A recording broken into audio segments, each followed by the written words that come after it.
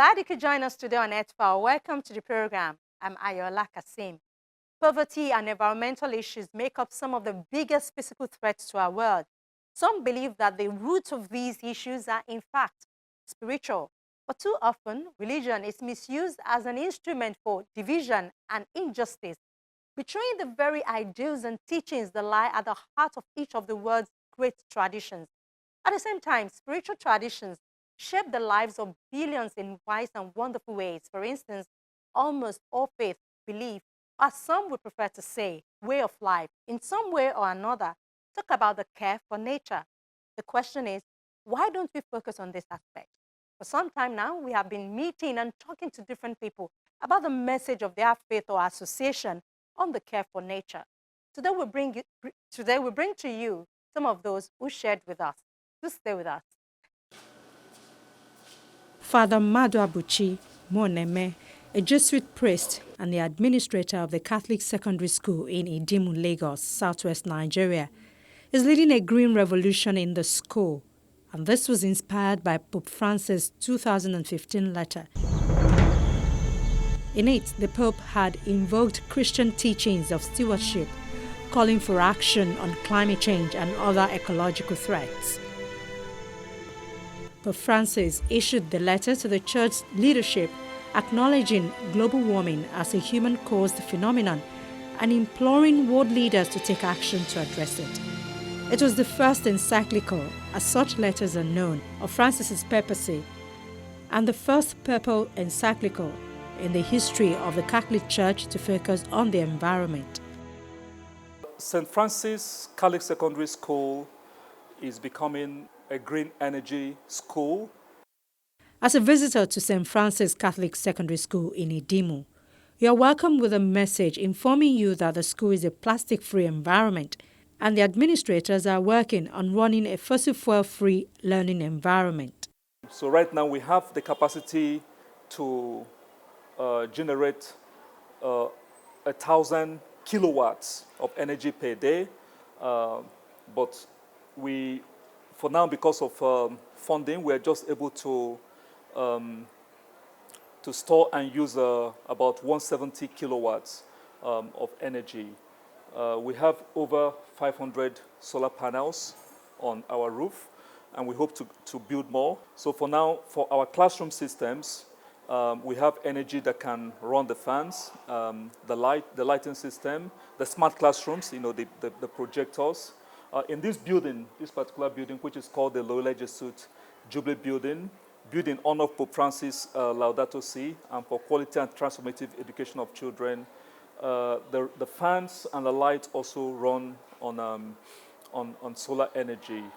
And while this building was being designed, we designed it in such a way that it was contextual in the context of our own system. So we said, why is it for instance, by 12 p.m.? Why should we have to even depend on light, on NEPA, or even on generator? Why? So we have a transparent architecture. So it's more of like a glass walls, so that even now, like right now, there's no light, you can see me. And also, we decided not to paint the building. So it looks like mud, like an African mud house. It's just basically brick building, so we don't need to paint, just for sustainability, so there's no need to paint. And we're doing it as a model, not just for ourselves, but hoping that it will be replicated elsewhere. In the 184-page encyclical, the leader of 1.2 billion Catholics worldwide frames the environmental crisis as a potentially cataclysmic situation in need of an immediate global solution. But Francis not only remarks that the earth, our home, is beginning to look more and more like an immense pile of filth, but also warns of grave consequences for all of us if we fail to act on climate change. Pope Francis, who studied chemistry in Buenos Aires before entering the seminary, writes that a very solid scientific consensus has formed about the causes of climate change. A number of scientific studies indicate that most global warming in recent decades is due to the great concentration of greenhouse gases, released mainly as a result of human activity. He goes on to cast the effect of climate change in almost biblical terms, referring to widespread pollution, biodiversity loss, and the potential for unprecedented destruction of ecosystems. This destruction, the Pope noted, has caused an unheard-of rate of extinction. Each year sees the disappearance of thousands of plant and animal species, which we will never know, which our children will never see, because they have been lost forever. The great majority become extinct for reasons related to human activity. Leaders of the Catholic faith decided to key into this message.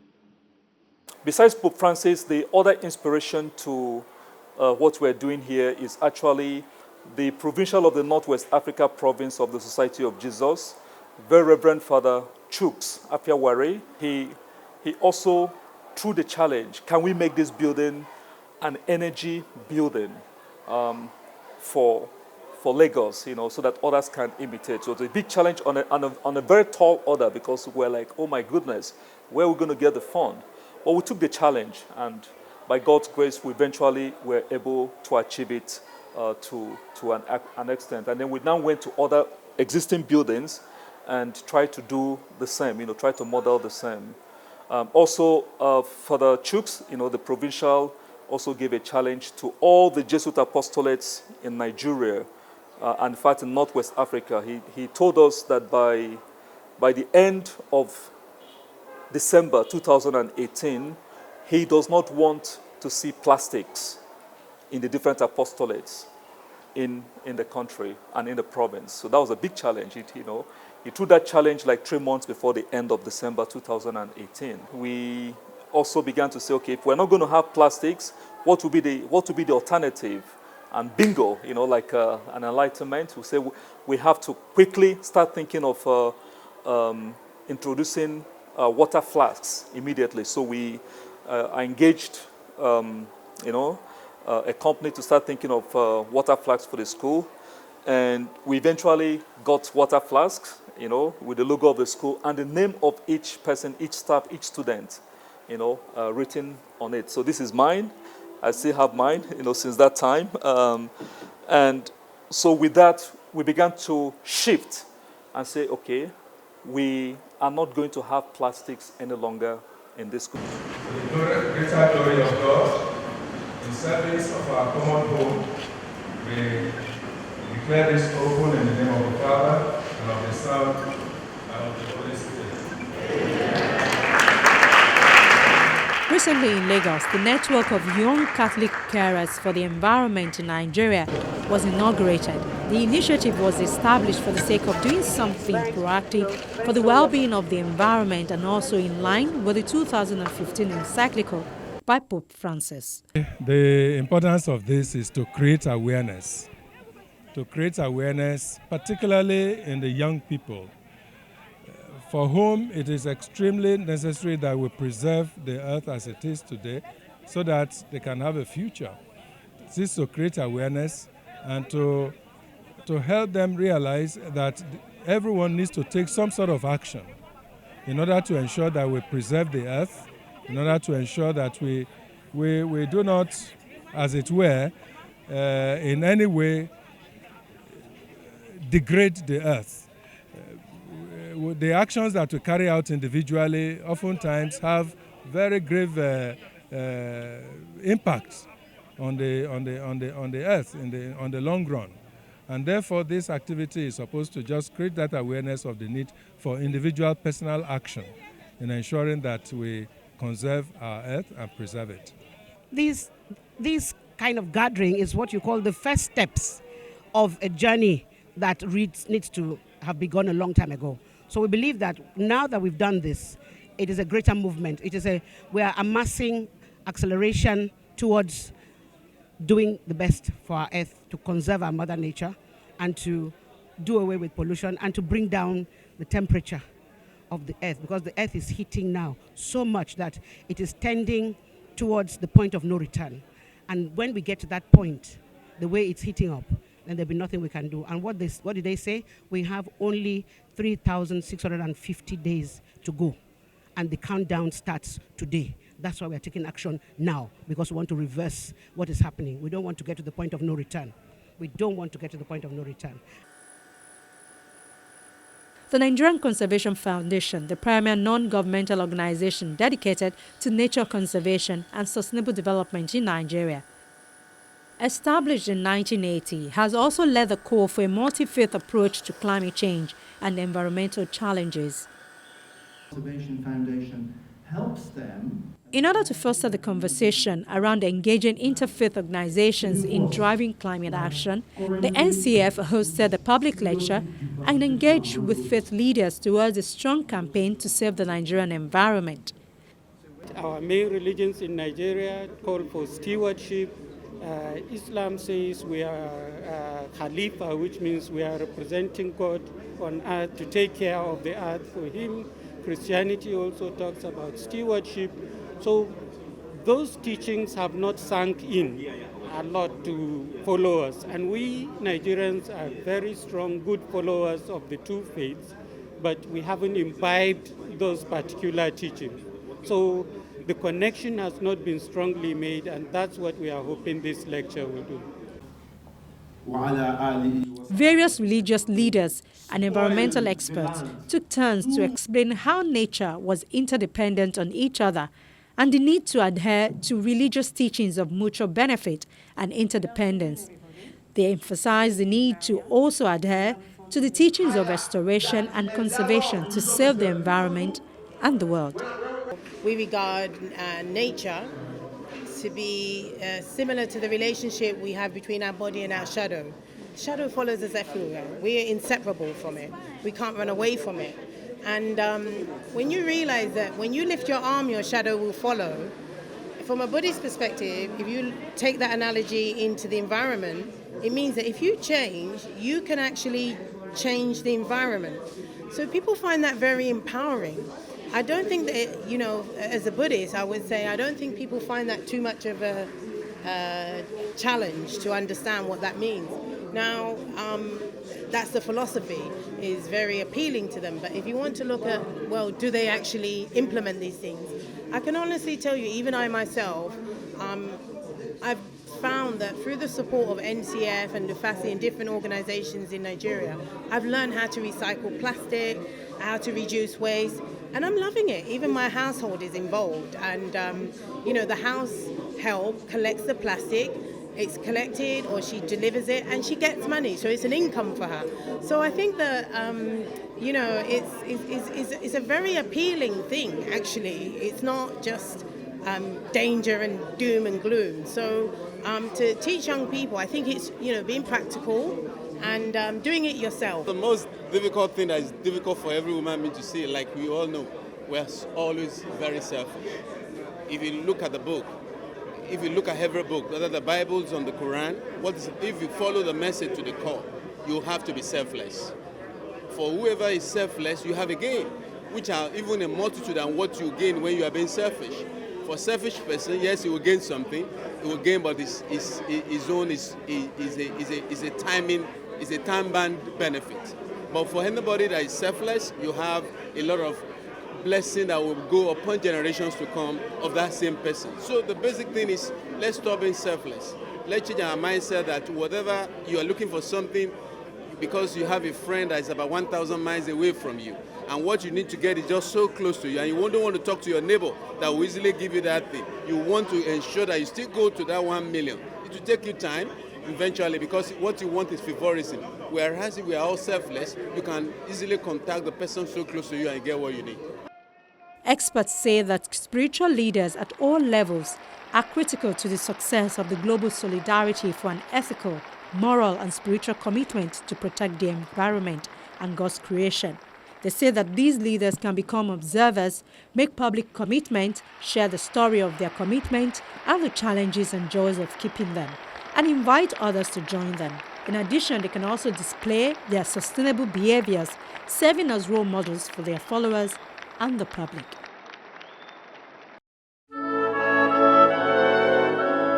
A paragraph in chapter 62, volume 2 of Abdurrashin's In the Light of Truth, the Great Message, says, try to observe calmly what you usually call nature, the mountains, the lakes, the woods, and the meadows at all seasons. Man is enraptured by the beauty that meets his gaze.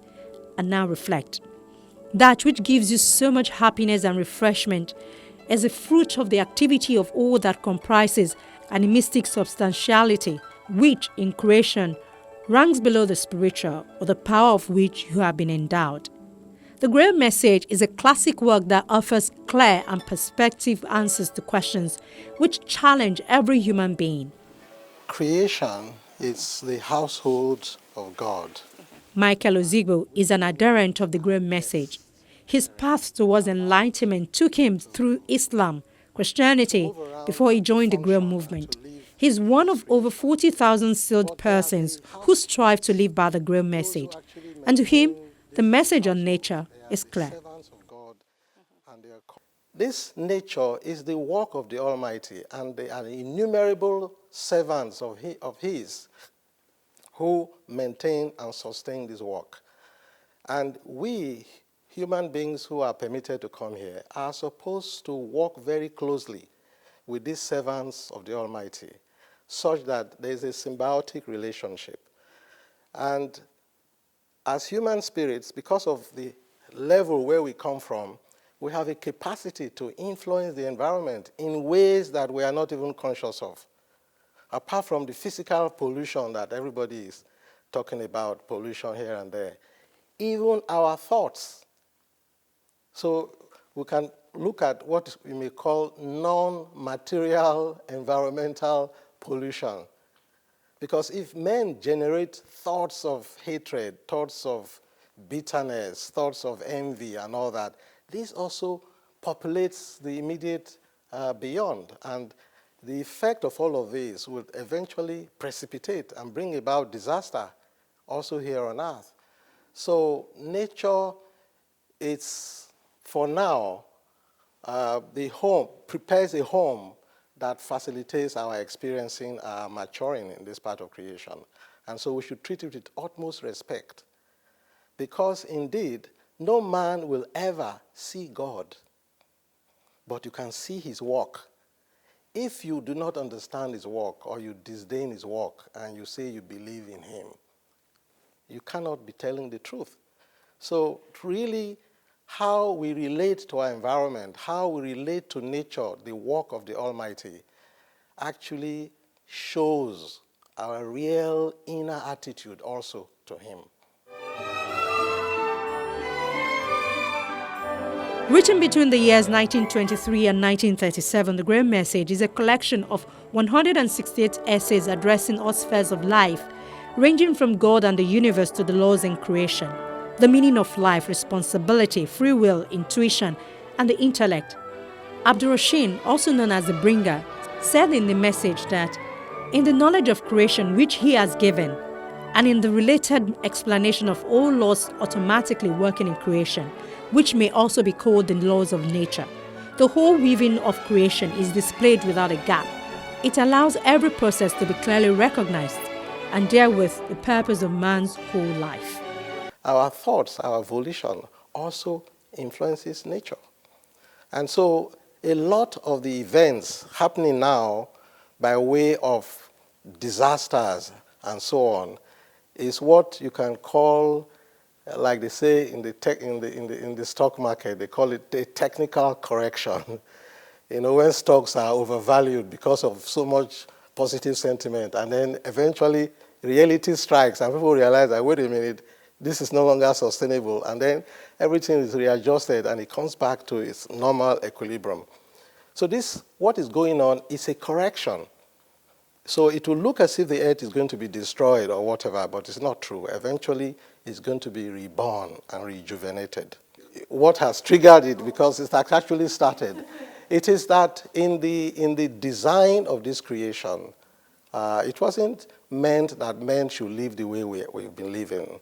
And the love of God is long-suffering. And that is why many people think that, nothing will happen, we can keep doing what we like. But the line is being drawn now, and is being enforced by the will of the Almighty. So unusual power, spiritual, in fact, divine radiations are being poured out into this part of the universe. And the effect of this is that it will change many, many, many things, and ultimately bring about a situation where those who are not willing to make the right adjustment will just not be able to live even physically here on earth. That may sound like a big statement, but it's true.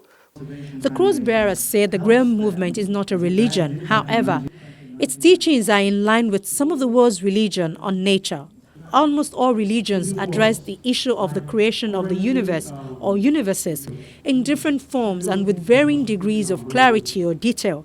However, all spiritual teachings agree that the creation is an act of God and should be treated as such. The recent novel An Abundance of Scorpions. Martin Palmer is the Secretary General of the Alliance of Religions and Conservation, an organization which assists 11 world faiths in developing environmental and conservation projects worldwide and works with a variety of international organizations such as WWF, the UN, and the World Bank.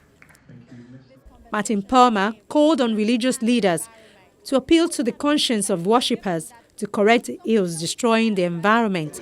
I agree, it should be a given, but I think there have been a number of problems. I think, first of all, the conservation and environmental movement decided at one point that it was never going to deal with religion or culture or art or psychology or anything other than really data, science. And I think that was a monumental mistake, a monumental mistake. Secondly, I think one of the problems has been that the faiths have grown forgetful of their own traditions about protecting the environment, about our place within nature. And this has meant that we have had to help them rediscover it. So there's been this very interesting role that, in a sense, the conservation and environmental movement have been like prophets to the faith, saying, wake up, look at what's happening, like Hosea did, or Amos, or the Prophet Muhammad. Wake up, see what's happening. And they have woken. They have woken. Around the world, we heard about Laudato Si, the Pope's encyclical. That's unleashed a massive Catholic movement. We've heard about the fatwas within the Muslim world. But here in Nigeria, for some reason, I mean, you have had your history of troubles around religion. It hasn't quite happened. And I hope that now that the Nigerian Conservation Foundation has, as it were, put the flag up to say we're going to work with faiths, that this will change. He urged environmental organizations in Nigeria to recognize the fact that religious bodies run many education systems which could reorient the young towards environmental restoration. He explained that the covenant of rainbow God gave to Noah, as recorded in the Islamic and Christian holy books, was one way God brought to bear the need for conservation. The thing I noticed coming into Nigeria is you cannot go more than about 100 yards without finding a mosque or a church. These ought to be where that message is being preached. If it was, Nigeria and particularly Lagos would perhaps be a different place. So I pray to God and I hope to God that this is going to happen, and we will do whatever we can to support it. And there is an enormous amount for the faiths to draw upon that has been done by Islam, Buddhism, Christianity around the world. There's no excuse now not to. But I think also it's not just about an excuse. It ought to be a joy for the faiths to do this, because we've been put here by the Creator. We have a responsibility to the creation. Let's live it.